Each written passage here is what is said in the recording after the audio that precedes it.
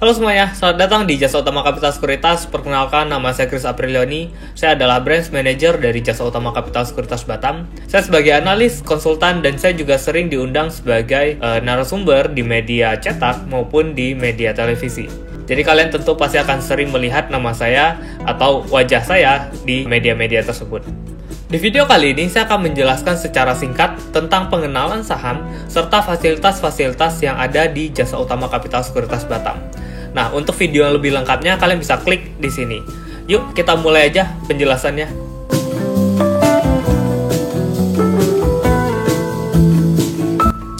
Nah, ketika kita berbicara tentang saham, kita akan sering bertemu dengan yang namanya IHSG. IHSG adalah kepanjangan dari Indeks Harga Saham Gabungan, di mana indeks harga saham gabungan ini dibentuk dari kumpulan saham-saham yang ada di Indonesia. Jadi kalau IHSG-nya naik, maka kita dapat mengatakan saham-saham di Indonesia itu kebanyakan naik. Kalau IHSG-nya turun, berarti saham-saham di Indonesia itu kebanyakan turun, gitu.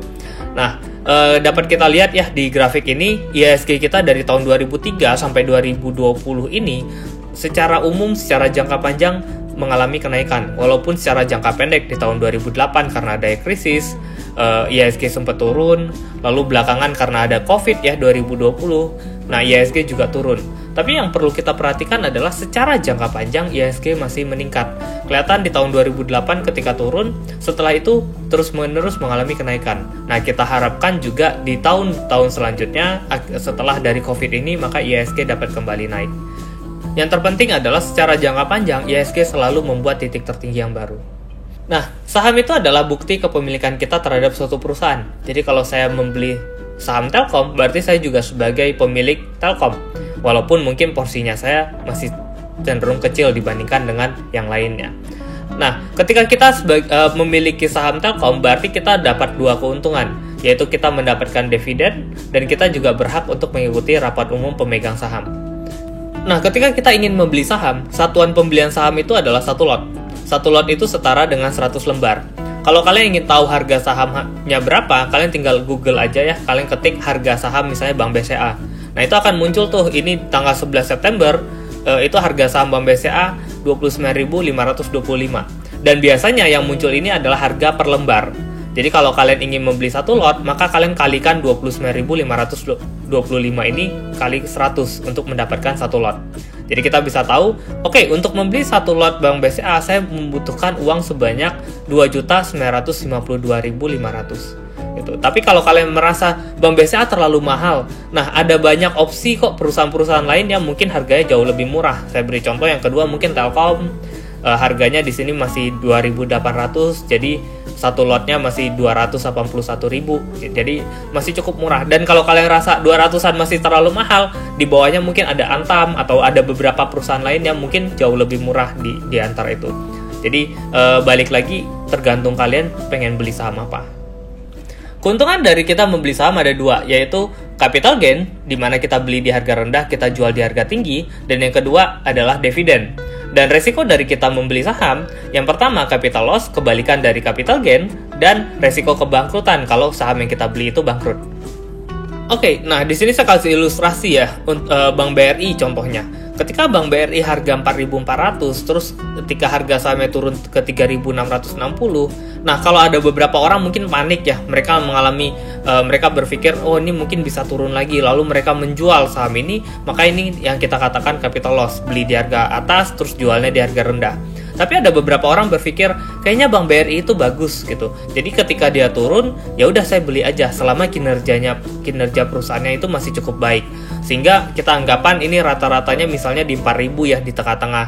Lalu nggak berapa lama, sebulan atau 2 bulan kemudian ternyata harga sahamnya naik nih dari 3.660 sampai ke 4.500, di mana rata-rata pembelian kita 4.000. Jadi ya dalam waktu 2 bulan kita cukup mengalami keuntungan cukup besar ya, sebanyak 12,5%. Gitu. Jadi di sini yang menariknya untuk capital gain. Nah, selanjutnya Bank BRI itu memberikan dividen setiap tahun. Jadi ketika kemarin ya di bulan Mei itu ketika orang memegang saham Bank BRI, mereka mendapatkan dividen sebanyak Rp132 per lembar. Dimana ketika kita minimal membeli satu lot, berarti kita mendapatkan dividen sebesar 13.200 per lotnya. Jadi kalau di sini kita beli, di sini kita beli, di sini kita beli, di sini kita beli, totalnya kita punya 4 lot, jadi kita dalam 1 tahun itu dapatnya 52.800. Nah, kok kecil ya? Ya kalau mau besar ya tinggal beli lotnya lebih banyak lagi ke depannya gitu. Nah, terkadang dividen juga lebih tinggi bunganya daripada deposito. Kita lihat ya suku bunga Bank Indonesia turun terus, jadi deposito sekarang cuma 4%-an. Nah, kalau di saham itu ada beberapa perusahaan kayak hari ini Telkom di 2.810 dengan estimasi dividennya sama seperti tahun lalu, kita bisa mendapatkan sebanyak 5,4% tuh dividennya, lebih besar. Dan atau ADMF ya, Adira Multifinance itu bisa memberikan sampai 14% bahkan. Jadi menurut saya dividen juga nggak kalah menarik dengan produk-produk investasi yang lain. Nah, untuk penjelasan lebih lengkap tentang dividen, kalian bisa nonton di sini yang khusus untuk membahas mengenai dividen.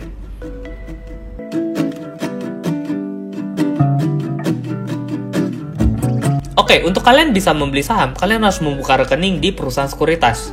Nah, perusahaan sekuritas itu ibaratnya ya, nanti kalian akan ketemu dengan yang namanya Bursa Efek Indonesia. Jadi Bursa Efek Indonesia itu seperti Bank Indonesia, sekuritas itu seperti Bank BCA, Bank BRI gitu. Jadi kalian nggak bisa nabung ke Bank Indonesia, kalian nabungnya ke bank-bank itu. Sama ketika kalian nanti mau buka rekening saham, kalian harus datang ke perusahaan sekuritas, kalian nggak boleh datang ke Bursa Efek Indonesia untuk beli saham gitu. Mereka nggak akan melayani Anda untuk pembukaan rekening saham. Jasa Utama Capital Sekuritas merupakan salah satu sekuritas dari sekian banyak sekuritas yang ada di Indonesia. Dan kita diawasi oleh Bursa Efek Indonesia dan OJK. Jadi kalian nggak perlu ragu, kalian nggak perlu takut untuk ini Jasa Utama Capital Sekuritas legal apa nggak, kalian bisa tanyakan ke mereka. Ketika kalian ingin membeli saham, kalian akan dikenakan fee. Setiap sekuritas itu pasti akan mengenakan fee setiap orang yang transaksi, baik itu beli maupun jual. Nah, di sini saya kasih ilustrasi fee itu seperti apa. Misalnya, kita membeli saham itu 1 lot ya. 1 lot tadi saya udah jelasin 100 lembar. Terus sahamnya misalnya harganya 1.000, jadi kita butuh uang kan 100.000. Nah, ingat ada fee-nya. Di sini saya kasih contoh fee-nya 0,15%. Jadi, kalian butuh uang 100.000 ditambah 150 rupiah. Jadi, kalian untuk membeli saham harganya 1.000, kalian harus memerlukan uangnya 100.000, 150 rupiah. Lalu misalnya, kalian beli harga 1.000, terus sahamnya naik nih ke harga 2.000. Kalian kan mau jual, kalian udah profit 100% misalnya. Nah, penjualan itu juga ada biaya fee-nya juga. Dan biasa fee-nya lebih besar karena ada pajak penghasilannya. Jadi, di sini saya kasih contoh, ketika sahamnya naik ke 2.000, kalian jualnya 1 lot, kalian harusnya dapat uang kan 200.000. Tapi ingat, ada potongan fee-nya. Fee-nya di sini saya kasih ilustrasi 0,25%. Jadi, kalian dapat uang 200.000, dipotong fee 500 rupiah, kalian mengantongi uang 199.500. Nah, di Jasa Utama Capital Sekuritas Batam, kita melayani 2 jenis pembukaan rekening. Perbedaannya adalah, reguler setoran awalnya 5 juta, SPM setoran awalnya 100.000. Dan reguler, fee beli itu 0,15%, fee jual 0,25%, sehingga total beli jual 0,4%. Sedangkan di akun SPM, fee beli 0,2%, fee jual 0,3%, totalnya 0,5%. Lalu yang ketiga, di akun reguler, kita mempunyai biaya bulanan 16.500 jika transaksi di bawah 200 juta. Kalau nggak ada transaksi, gratis. Atau di atas 200 juta, gratis. Nah, untuk di akun SPM, berapapun transaksinya tidak ada biaya bulanan. Sedangkan yang keempat, kita mempunyai fasilitas grup di mana akun reguler dapat full akses untuk fasilitas grup, sedangkan untuk SPM terbatas gitu. Nanti saya akan jelaskan untuk fasilitas grup di selanjutnya. Ketika kalian membuka rekening di JUC Batam, kalian mendapatkan 3 fasilitas penting. Yang pertama, kalian bisa berkonsultasi langsung ke saya, baik itu via chat maupun via grup. Kita mempunyai 3 grup, yaitu informasi, investor, dan trader. Nah, untuk kalian yang memilih akun SPM, kalian cuma bisa masuk ke informasi dan investor. Sedangkan ketika kalian memilih akun reguler, kalian bisa masuk ke 3 grup, yaitu informasi, investor, dan trader. Untuk video detail tentang fasilitas grup, kalian bisa klik di atas ini. Fasilitas ketiga dari JUC Batam yaitu kelas gratis. Nah, kita punya 3 kelas ya, yaitu beginner class untuk mengajarkan aplikasi, technical class untuk mengajarin grafik, dan fundamental class untuk mengajarkan laporan keuangan. Dan itu akan di rolling setiap bulannya. Dan di akhir bulan kita punya monthly market update ya, di mana di sini kita akan membahas pergerakan IHSG dalam sebulan dan bulan depannya. Ditambah juga ada topik-topik yang selalu berbeda di akhir bulan. Kenapa JUC Batam sangat mementingkan kelas atau mementingkan edukasi buat nasabahnya, ya kalian bisa lihat ya, banyak orang menggembor-gemborkan kalau saham BCA dalam 10 tahun terakhir naik dari 4.900 ke 33.000 gitu, dimana kita meningkat harga sahamnya sebanyak 570%. Tetapi sebenarnya tidak semua saham itu bisa kita biarkan tidur gitu. Tidak semua saham itu bisa ya udah kita biarin aja tanpa perlu dipantau. Makanya beberapa perusahaan justru seperti di sini ya, ada Era Jaya. Era Jaya ini sempat naik dari harga 700-an sampai ke harga 3.000-an, dimana naiknya sampai ke 400%. Nah, kalau orang yang membiarkan tidur aja harga sahamnya ini dibiarin terus dibeli udah gitu, nggak diperhatiin gitu. Nah, maka kalau kita lihat ya sempat balik lagi hampir ke harga semula, sehingga keuntungannya tidak menjadi lebih maksimal. Untung 400%-nya itu ya jadinya balik lagi mungkin cuma jadi 10% atau 20% seperti itu. Dan ini kita sayangkan, makanya kita selalu memberikan edukasi ke nasabah-nasabahnya kita, supaya nasabah kita juga mengerti kapan waktu yang tepat untuk masuk, kapan waktu yang tepat untuk keluar. Nah, sama juga ya, ada INKP juga, nih kalian bisa lihat dari harga 900-an naik sampai ke 20.000. Nah, kalau kalian nggak jual ya, dia sempat turun lagi nih, sayang nih 2.000%-nya kalian lewati dengan percuma gitu. Tetapi ya balik lagi, nggak harus setiap hari kalian mantau sahamnya, mungkin ya at least 1 hari sekali aja, nggak perlu yang bener-bener tiap menit harus dilihat.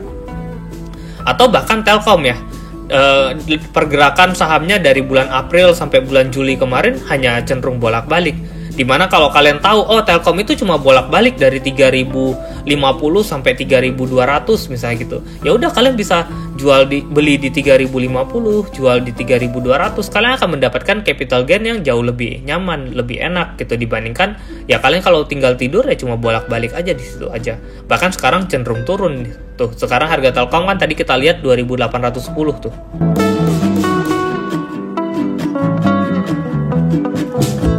Nah, pertanyaan paling sering orang tanyain ke saya, apakah saham itu harus diliatin terus-menerus gitu? Atau mereka bilang, saya nggak ada waktu untuk ngeliatin saham misalnya gitu. Nah, sebenarnya saham itu nggak harus diliatin terus-menerus, tergantung kita pengennya seperti apa. Kalau kita pengennya invest buat jangka panjang, buat masa pensiun, yang penting saya pengen nabung terus, ya itu kan nggak perlu diliatin terus-menerus gitu. Nggak perlu tiap menit harus diliatin, tiap jam harus diliatin, nggak perlu. Palingnya 1 hari lihat sekali lah, at least begitu. Tapi kalau kalian pengennya, gue mau trading nih, ambil capital gain-nya doang dari beli harga rendah, jual harga tinggi. Nah, karena kalian yang pengennya trading, ya mau nggak mau kalian harus ngeliatin gitu. Jadi balik lagi ke sisi kalian ya. Kalau memang kalian sibuk, ya udah kalian bisa sehari sekali lah, ketika malam atau selesai beraktivitas, at least ngelihat sekali deh sahamnya gitu.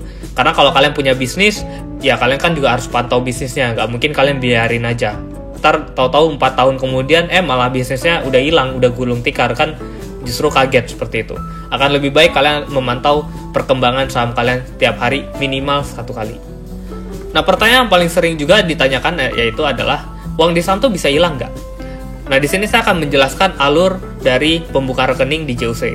Jadi ketika kalian membuka rekening di JOC, maka kita akan membukakan kalian rekening RDN di Bank BCA. Dimana ketika kalian ingin membeli sahamnya, kalian tinggal transfer aja nanti ke Bank BCA tersebut. Lalu kalian buka account aplikasi JOC-nya, terus di dalam aplikasi JOC-nya akan tertera uang nominal yang telah kalian transferkan. Jadi dua ini tuh udah sinkron, seperti GoPay sama Gojek lah.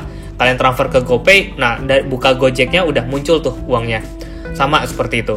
Jadi ketika kalian nanti membeli saham, udah membeli saham, nah sahamnya kalian itu akan disimpan di KSEI, Custodian Central Efek Indonesia. KSEI ini tugasnya memang menyimpan sahamnya kalian ketika kalian beli dari Bursa Efek Indonesia. Gitu. Dan kita juga meminta kalian untuk melampirkan halaman depan buku tabungan atau buku tabungannya kalian sekarang. Tujuannya untuk apa? Tujuannya jika nanti kalian ingin menarik uang, maka uang itu akan masuk ke rekening pribadinya kalian yang kalian lampirkan tersebut. Jadi ketika kalian jual sahamnya, kan uangnya masuk ke rekening bank RDN-nya dulu. Nah, kalau kalian mau tarik untuk keluar, uangnya akan masuk ke rekening yang kalian lampirkan itu. Oke, jadi harusnya jelas ya. Jadi ketika kita membukakan nanti rekening kalian di RDN, itu atas nama kalian sendiri. Jadi kalian transfer uangnya itu ke rekeningnya kalian sendiri di BCA khusus untuk pembelian saham, dan ketika kalian beli saham, sahamnya itu juga disimpan atas nama kalian sendiri gitu. Jadi harusnya aman gitu. Kita hanya sebagai perantara untuk kalian mentransferkan uang, kita menerima uangnya, lalu ketika kalian beli saham, kita membayarkan uangnya, lalu kita menerima uangnya, itu kita yang membantukan sebagai perantaranya kalian.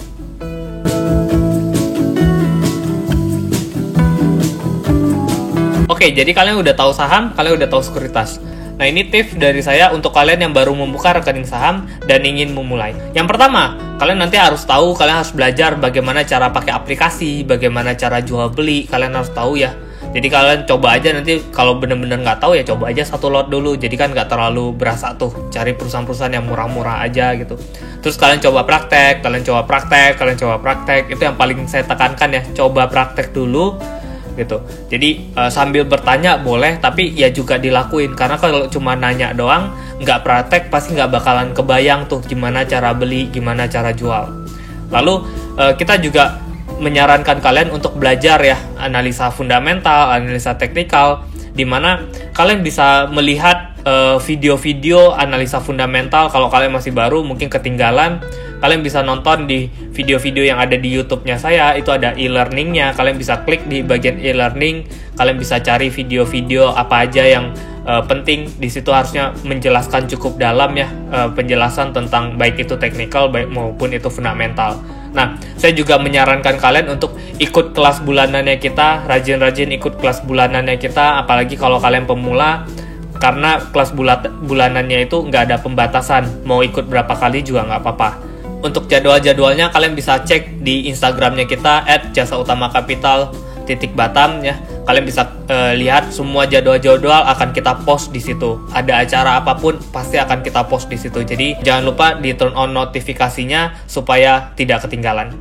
Nah, saran saya sih ketika nanti kalau kalian udah beli saham, ya saham kalian tuh jangan diabaikan gitu. Kalau kalian bingung ya kalian ikut aja nanti monthly market update, di mana di situ akan dibahas sebulan ini grafik IHSG bakal kemana, pergerakan saham itu kemana, terus bulan depan bakal seperti apa, itu kemungkinan akan dibahas di monthly market update. Dan juga ada materi-materi yang berbeda-beda ya tiap bulannya, jadi kalian bisa upgrade pengetahuan kalian, upgrade psikologinya kalian dalam belajar saham.